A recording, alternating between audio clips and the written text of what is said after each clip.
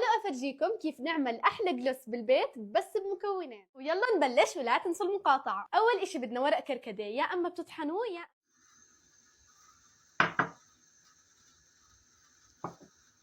مي ساخنة لمدة ربع ساعة.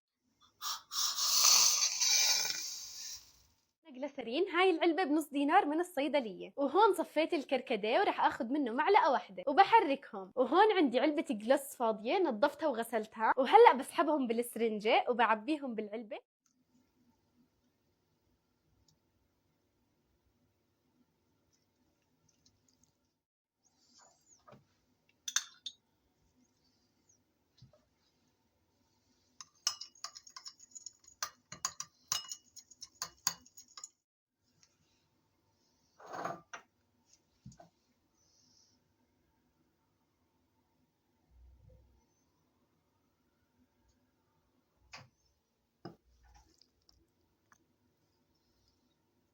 نفس الطريقة وبتنزلوا عليه الجليسرين وبتحركوه وبنصفيه، وبنفس الطريقة بنزلهم على العلبة الثانية. شوفوا هذا اللون عملته أغمق.